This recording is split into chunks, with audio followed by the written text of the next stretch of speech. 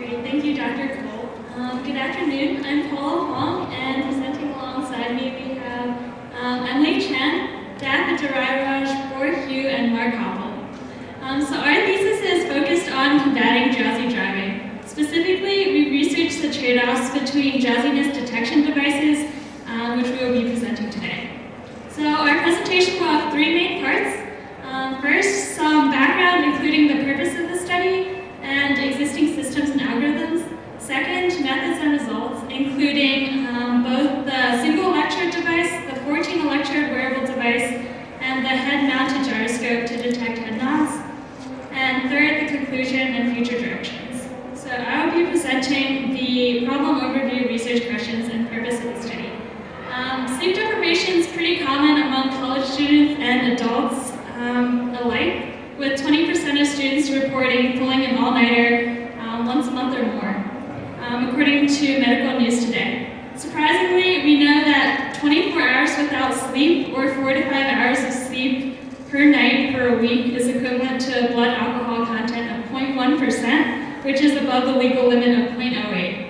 As a result, more than 1,000 fatalities occur each year with drowsy driving as the primary cause. So we began to look into ways to prevent tragedies like this.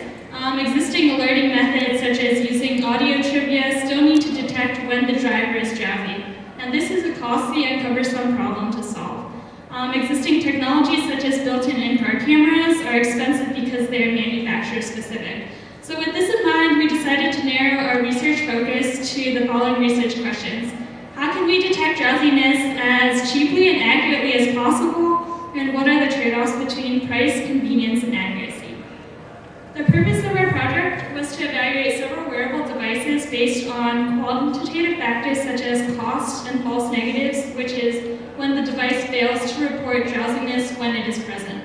We also use qualitative factors such as comfort and portability to determine the best devices. Now I will pass it off to Emily to discuss existing systems and overview of our methodology. Thank you, Paula. So in order to reduce the dangers associated with drowsy driving, some car manufacturers offer vehicle features that alert drivers when they begin to fall asleep. Most of these systems use some of these methods listed above, including monitoring steering motions and other in-car behaviors, tracking the car's positioning within the lane, and monitoring the driver's face for any changes. For example, Lexus has a system that uses an infrared camera to track the driver's eye movements. Mercedes-Benz has a system that is camera-based that tracks road markers, and BMW offers an attention assist system that is primarily steering-based. So drowsy driving affects many people, but how come these systems aren't more widely used? One of the main factors contributing to their lack of popularity is the price. These systems are often listed as luxury options that can add thousands of dollars onto the cost of the car, or they're only offered on certain models of cars, which some of them are already very expensive. Thus, in our research, we hope to find lower cost alternatives, but in order to do this, first we have to understand exactly what is drowsiness. So sleep cycles through stages of non-REM, non-rapid eye movement, and rapid eye movement sleep. Non-REM sleep can be further broken down into 4 stages, the stage 1 being the lightest sleep, and stage 4 being the deepest sleep. For the purpose of our study, we focused on stage 1 non-REM sleep, which is when the individual is beginning to slip in and out of consciousness, and their sensory response to stimuli begin to fade. One well-established method of detecting drowsiness is through measuring brainwaves. The brain sends information by firing electrical impulses that travel between neurons. The summation of many of these electrical signals can create a difference in voltage that can be measured across the scalp using electroencephalography or EEG device. There are 4 main categories of brainwaves that are associated with sleep. In order of increasing frequency, these are delta, theta, alpha, and beta waves. Literature has shown that as a person falls asleep, brainwave frequency begins to slow. So an alert person will generally have more high-frequency beta waves, and a drowsy person will show an increase in alpha wave activity. Next, we looked into detecting head nods. As a person falls asleep, their muscles begin to relax, and so this causes the head to move in an up and down motion as the individual drifts in and out of consciousness. So by looking for increase in head motions, we can also detect drowsiness. Next, we looked into eye movement. Blinking habits change as a person begins to fall asleep. They blink more rapidly and for longer periods of time. Another eye behavior that changes is the vestibulo-ocular reflex, or VOR, and this is when the eye counter-rotates in the skull in response to head movements, such as the shakes caused by hitting bumps on the road. And what this does is it stabilizes the image on the retina, and so allows a person to keep focused. And literature has shown that as a person becomes drowsy, this reflex slows down. So based on our research on EEG devices, head nods, and eye movement, we chose to look into 4 different devices. The first device is the NeuroSky MindWave Mobile EEG headset, which costs $130, has a single dry electrode in the FP1 position on the left forehead, and has a sampling rate of 512 Hz. This device is pretty easy to wear and not too expensive, but since it only has 1 electrode, we wanted to look into a device that had more electrodes to see if we could get better results. So our second device is the Motive Epoch EEG headset. It costs $700 and has 14 wet electrodes that have to be moistened with saline prior to use. It has a sampling rate of 128 Hz, and we found that having to adjust all the individual electrodes made it a little bit more difficult to wear. Next, for detecting head nods, we looked into the NPU 6050 gyroscope, which at $10 is much cheaper than the EEG headsets, and is also a lot smaller as well. We predicted that it wouldn't be as accurate as the EEG headsets, but we figured it has the advantage of being significantly less expensive. And finally, for detecting eye movements, we looked at the Microsoft LiveCam 6000. It costs $40 and has a resolution of 1280 by 720 pixels and a frame rate of 30 frames per second. In comparing these 4 devices to determine their pros and cons, we look not only at each device's accuracy in detecting drowsiness, but also its cost and convenience to the wearer. Next, we'll have Daphne talk in detail about our methods and results for the EEG devices.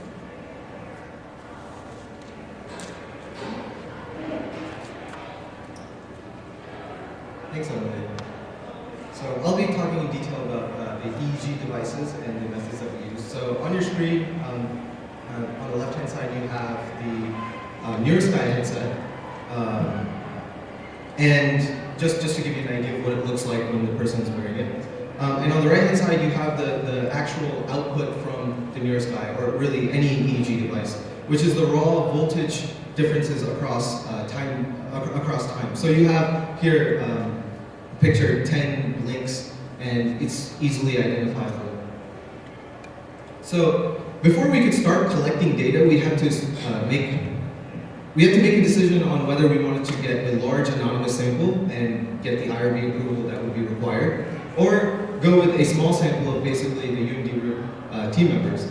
We decided to go with a small sample for a couple of reasons.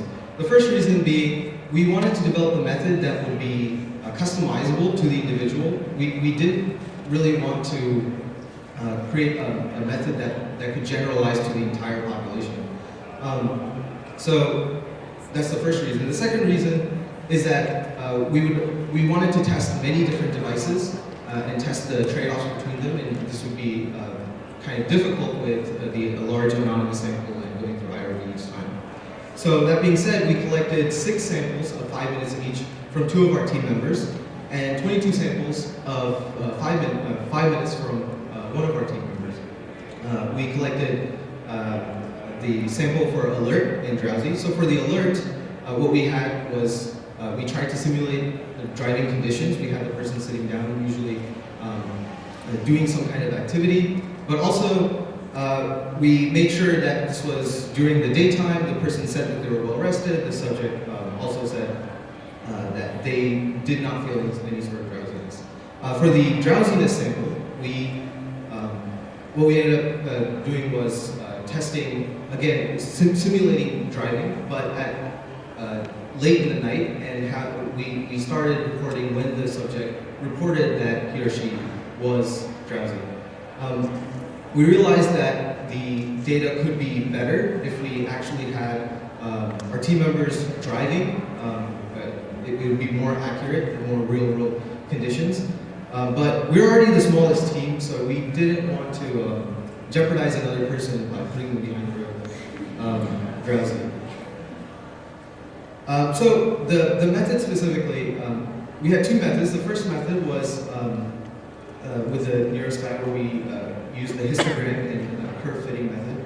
So we take, just as a brief overview, we take the signal, which is the time domain, and convert it to the frequency domain. Then we look at the alpha band, which is the 8 to 12 hertz, and we compute the power of the alpha band, which is the relative strength of alpha waves at that particular second.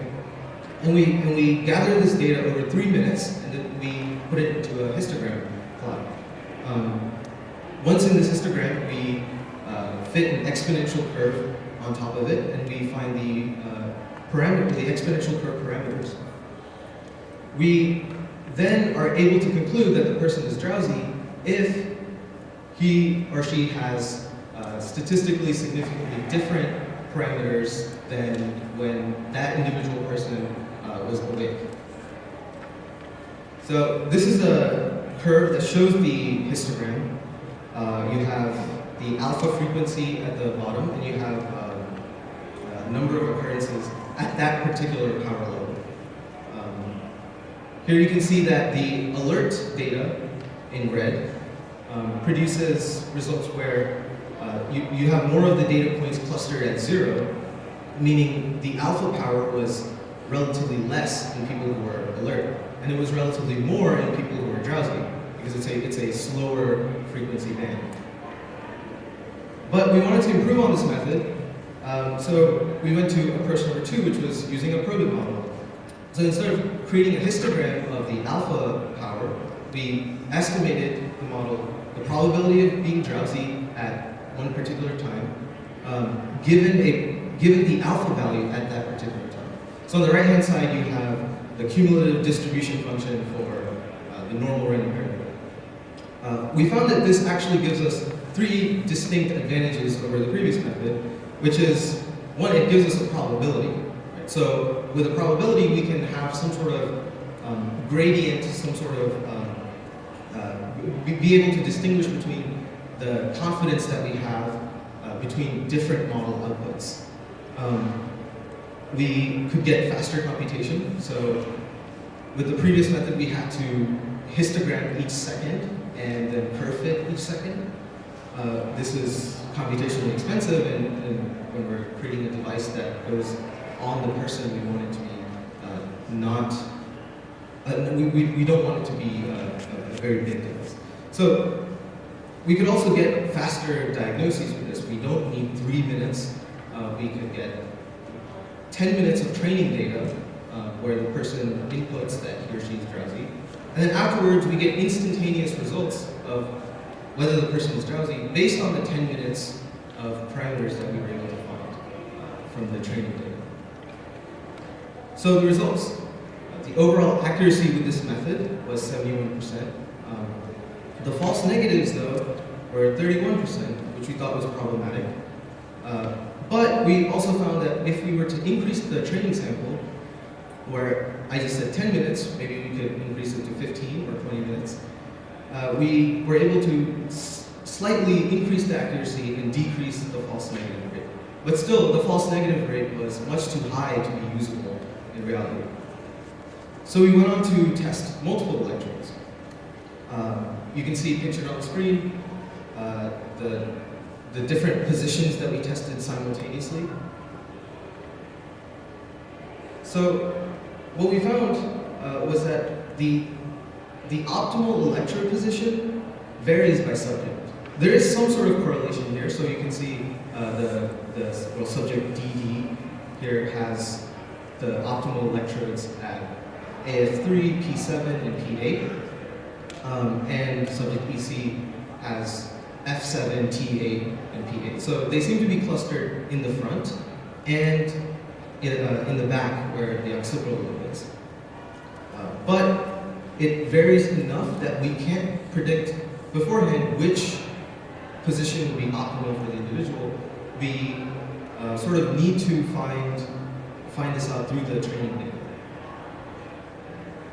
So the accuracy, So we looked at increasing the number of electrodes to the pair, and we found the best electrode pair for the individual.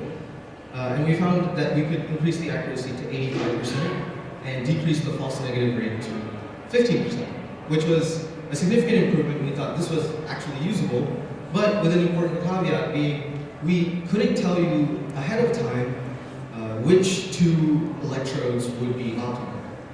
There's some sort of correlation, and it stays consistent within the individual, but it varies from person to person. So what we would need to do is first, through the training data, determine the best position, and then use those positions. So this is just showing you the best pair of electrodes for the two subjects that we looked at here. So then we looked at possibly increasing the electrode count one by one in a naive fashion, where we ranked each electrode from its performance by itself, and then we would add each one to the probe model one by one. So having up to 8 here pictured doesn't actually improve accuracy at all, most likely because there's a lot of correlation between them. It doesn't seem to be adding much information from one electrode to the next. So this is good because, well, we know we don't need to have 8 electrodes to get the same result. We can use 2 and have sort of the same accuracy. So now I'll hand it off to Bor, who's going to talk to you about the gyroscope method of detecting drowsiness.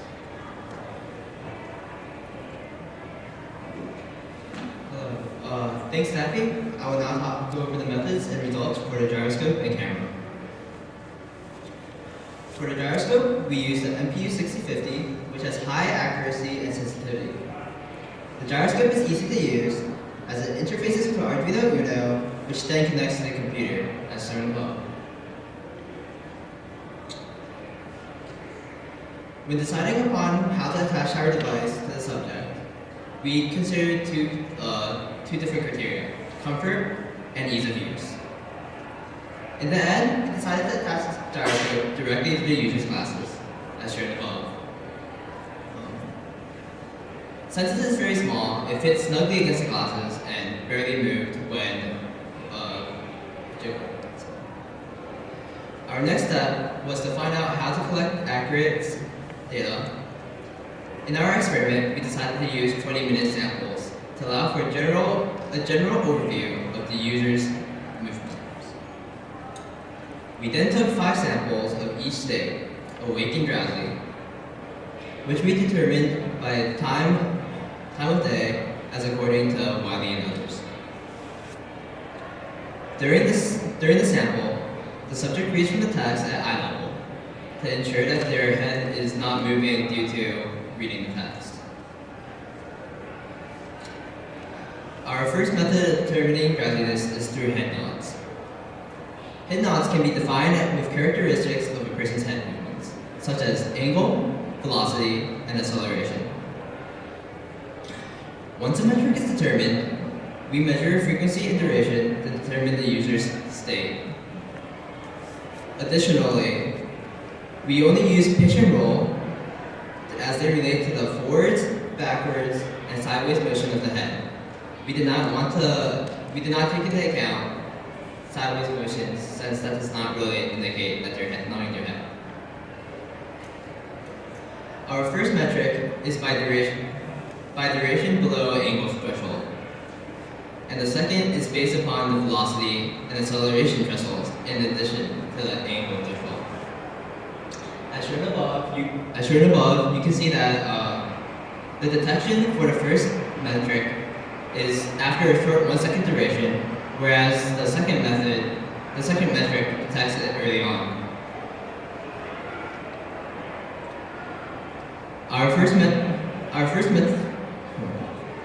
Here you can see our data for the duration-based metric, which shows awake in red and drowsy in blue. In the first graph, the lines represent the average frequency with which they're nodding their head, with awake at 0.08 and drowsy at 0.43. What this suggests is that there is a significant increase in frequency from awake to drowsy, which means that it is a decent measure for whether or not the user is asleep. The second graph shows the duration of head nods, which the lines indicate average and standard deviations. From this graph, you can see that the standard deviation for drowsy is actually quite significant. What this means is that it is not a reliable metric for detecting drowsiness, since there is a high amount of inaccurate data.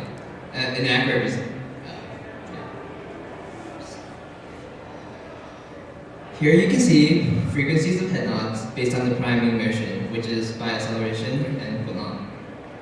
Similarly, this graph has lines noting the averages of frequency, with awake at 0.21 and drowsy at 0.4. This is similar to the head nods by duration. However, it is also noted that deviations is significantly less compared to the one by duration. Our next method to determine drowsiness is through the concentration of head positions. From the graph above, it is shown that drowsiness increases the deviation of head positions, as the graph on the left shows a much higher spread than the one on the right. Once the data was analyzed, we found that false positives and false negatives were around 20% each, which is slightly more accurate than the head nods. As a brief summary, we have shown that frequency is much more accurate for head nods, and that positions are a feasible measure of drowsiness. For our final device, we decided to use a camera. We used it in conjunction with the gyroscope to determine the vestibular ocular reflex, as Emily has described. To attach the camera, we originally created a glasses attachment, as shown above. However, soon after, we realized that the attachment actually obstructs the user's view, and we deemed that it was not a feasible attempt at this given time. I will now hand it over to Mark to talk about our summary results and future directions.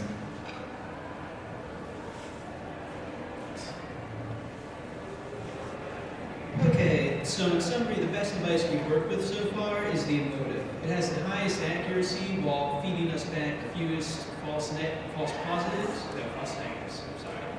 And after taking 10 minutes of calibration data from it, we're able to instantly determine whether or not someone's drowsy. However, it's not very marketable due to the fact that it's extremely expensive and it's not very comfortable to wear due to all the salient electrodes that you have to place on someone's skulls. In contrast to that, we have the gyroscope, which is an extremely cheap device, and since it attaches to your glasses, you don't really notice it while you're wearing it. However, it does give us slightly less accuracy and feeds us some more false negatives. Okay, after our research and work with the EEG, we can detect drowsiness accurately within 10 minutes of calibration data using either of the EEG devices. We found that 2 electrodes gives us the best accuracy.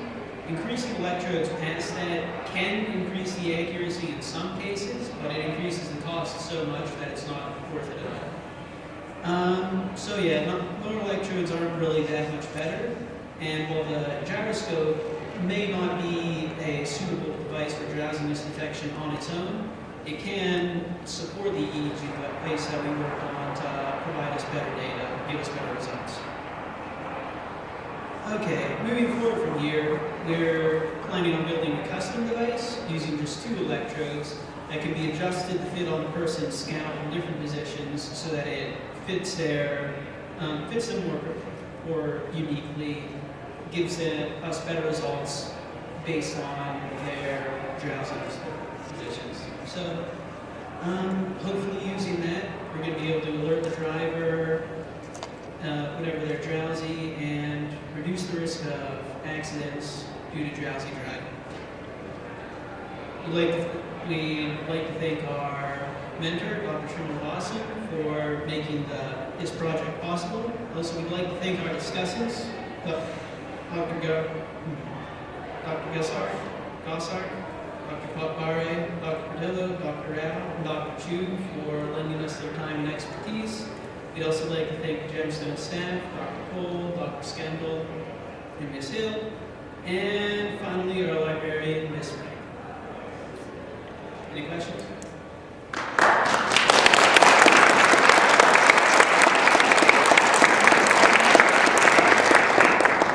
Thank you very much. Good job. Well done.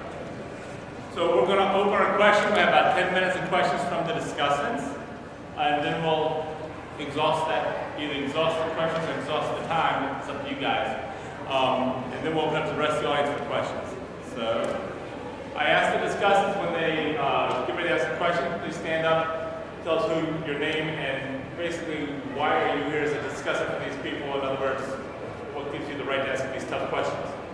All right? So who wants to go first? Tell us. My name is Jim Hurdle of the Computer Science Department. I have to justify why I'm here to do this. That's because I love them to death and they're very smart kids, and this is a lot of fun. So my questions, actually as a spoiler alert for those in the audience who may read the thesis subsequently, it's a very good thesis. And so that lets us feel like we can ask harder questions too. So my questions will be about experimental design. I have a couple of these. So the first goes like this. You make the assumption in your pursuit of elimination of drowsy driving, which is very important. You make the assumption about the correlation between the drowsiness, or alertness, or alertness and the attentiveness of that driver. Obviously, there's a strong correlation. If you're totally asleep, if you're in the deep state of described, you're not very alert and attentive to the road. And at the same token, if you're very alert on the scale that you gave before, you might also be talking on the phone, you're not very attentive. So somewhere in between, there's a gray zone where you are making the assumption that the sleep state somehow implies an attentive. What would be the impact of having to grapple with that gray zone on your assumption of the cost effectiveness, the cost efficiency of these devices? There would be presumably some devices that would give false positives in the middle, not because of any missampling, but because it made the cutoff in the wrong place. Could you speak to that?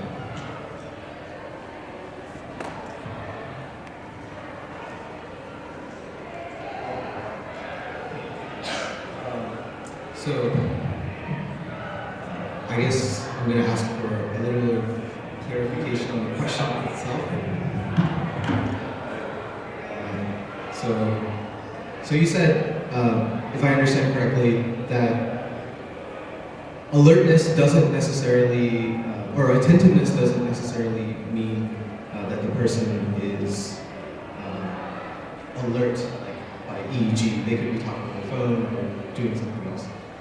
But I didn't catch the question specifically. So somewhere you have to make a decision about at what point using the devices you would deem the driver to not be alert enough. So you take those remedial measures you talked about, your sound or something. There's a good section on that. So you're making a determination on that. Are you making it too low or too high on that scale in terms of how it maps into outcomes? Oh, right.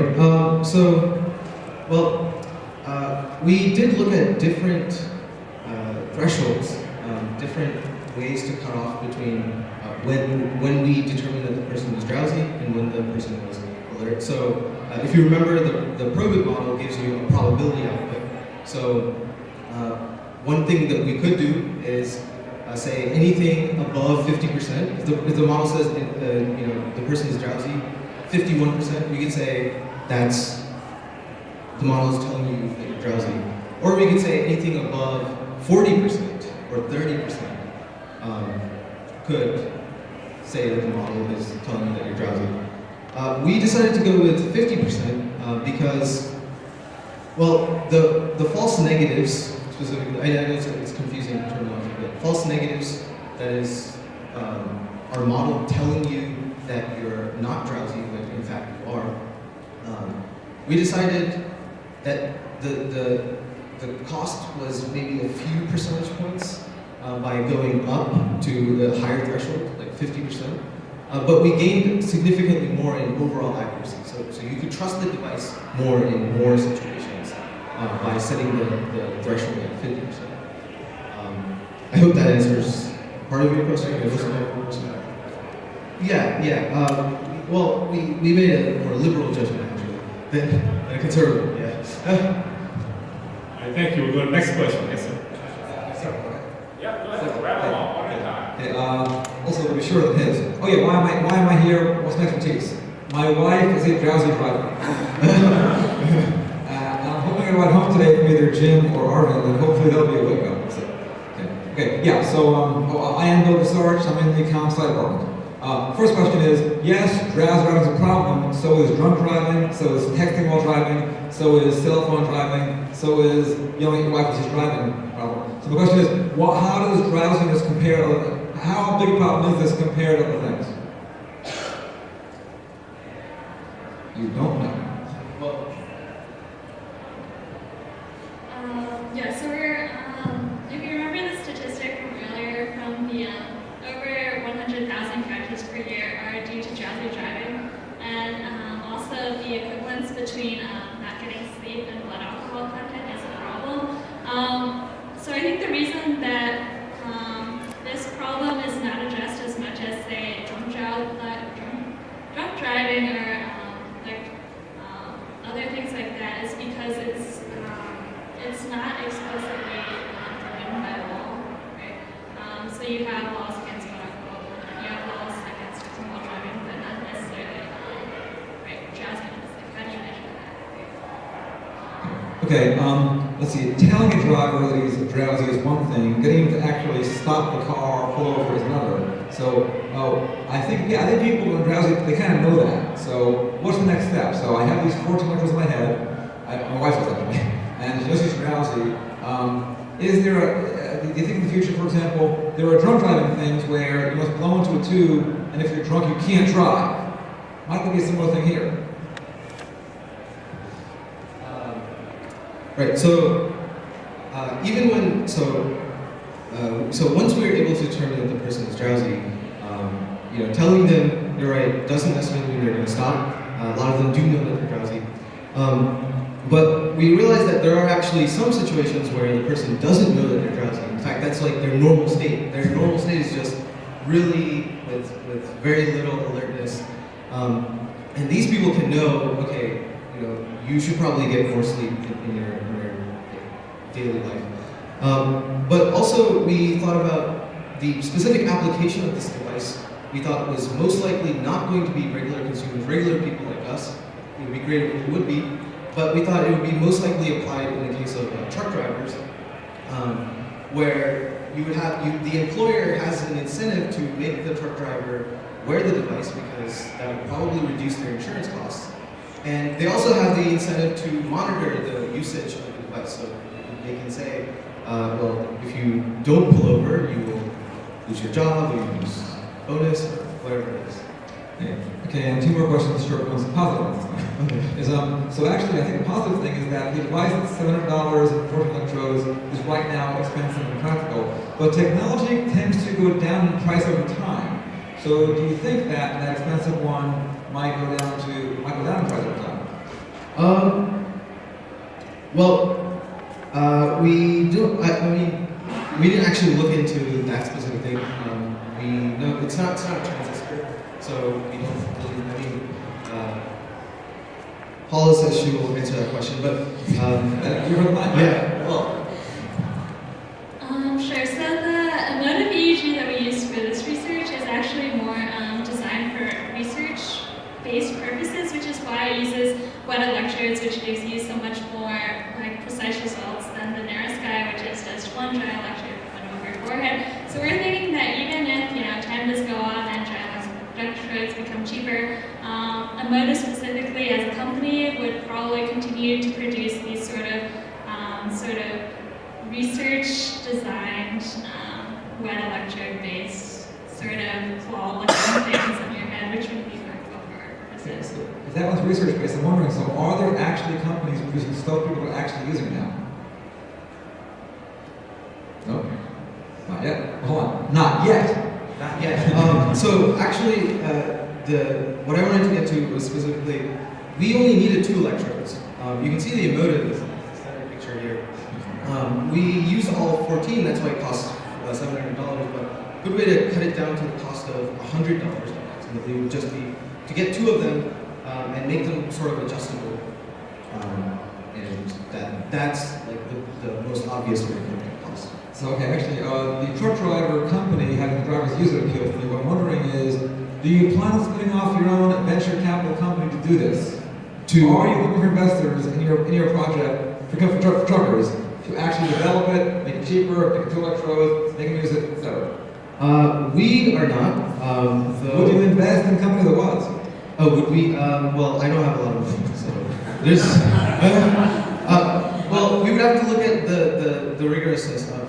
Okay, let me make it more serious. The question really is, do you think there could be a market for something like this? Yeah, we think so, definitely. Although the issue with truck driving is probably by the time you get it into the market, truck driving won't be a job anymore. It would, I mean, truck driving is going to be the first thing that's going to be automated. So, okay, so that's a risk of investing. Okay. Great questions. Okay, other questions for our discussants? So my name is Gang Q, and I'm a professor in electrical and computer engineering. And why I'm here because I was working with one of the team members last year, and she did a very good job. And we just got the conference paper published. So when she invited me to be one of the discussants, I said just say yes, as long as there's no time conflict. And I didn't know the topic they were working on, so probably if I knew, I could probably volunteer to be one of their subjects. So, unlike, his wife, who is a Johnson driver, so I was really surprised by the statistics Polish shows. So I have been sleeping on average like 4.5 hours every day since I was in high school. So, and as a result, having a drowsy driver all the time, pretty much 3 or 4 times every week. And I remember when my son was 2 years old, or 3 years old, so on the way back from his kindergarten, daycare to home, he was crying, screaming, "Daddy, wake up, Daddy, wake up." So I'm really surprised they do this thing, which is really, really nice. So I have a couple technical questions. The first one is very similar to along with Jim's question. So you reported this false negative, which I know is basically you're trying to make sure you don't miss the drowsy driver. And on the other side, there's also this false positive, which is what James is doing. So if I'm really high, I'm doing this all the time, and then you are saying I'm drowsy, so which can probably make me very, very annoyed. Turn off the device. So I think it will be very easy for you guys to also, do some experiments and then report the false positive. Right?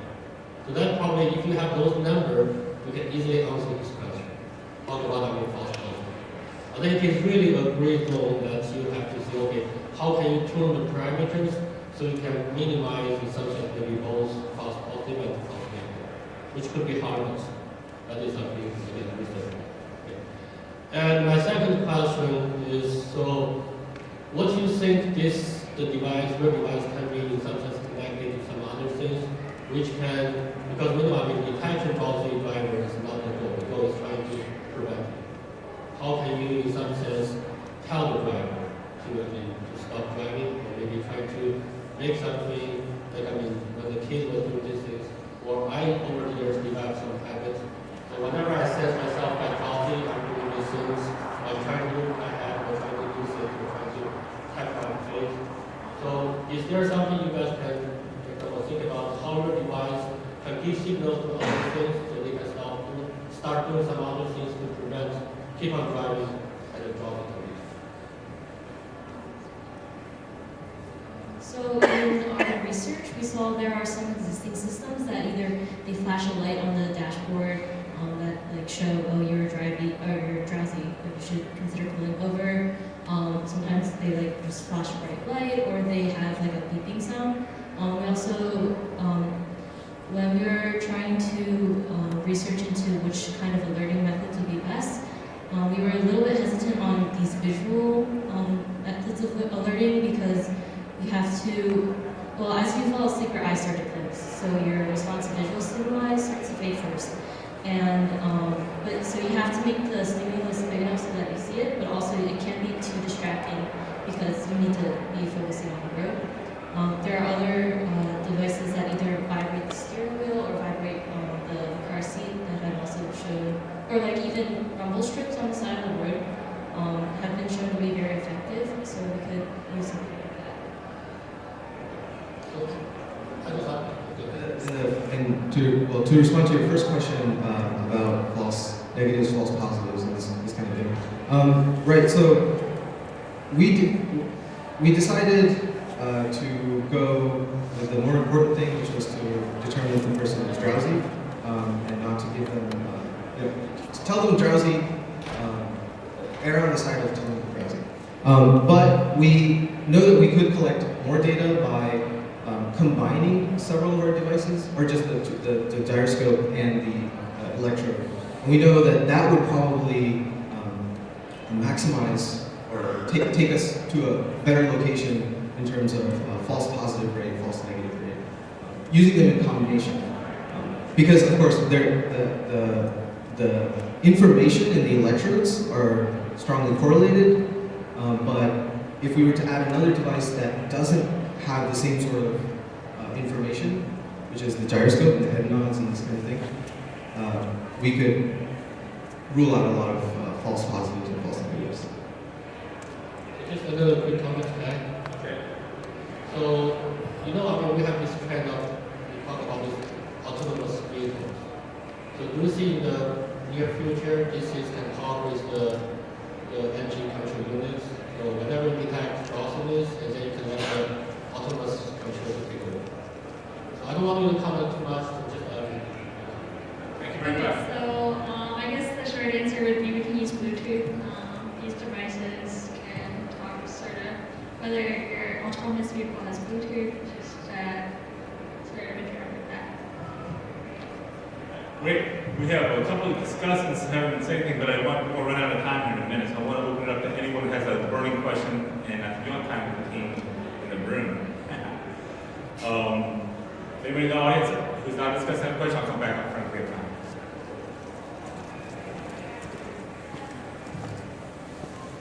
So compared to like you guys said that Lexus and the Mercedes-Benz also have devices that can see if like you're drowsy.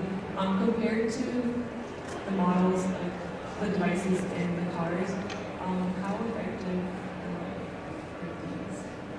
What's the comparison?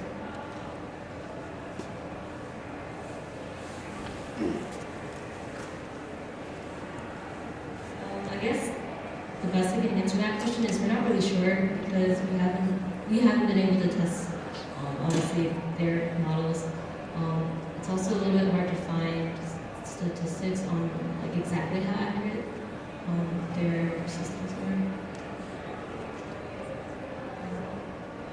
Okay, and we have time for one more question. Someone in the audience have a question they want to lay out there for them to think about? Okay. Here's the last one. First of all, I'd like to first commend you guys for your project. This is a very important field, and I commend you for your efforts, and well done. My question for you is, when you first selected the three devices that you evaluated, could you speak briefly to any other specific products that you looked at and why they did not fit the criteria?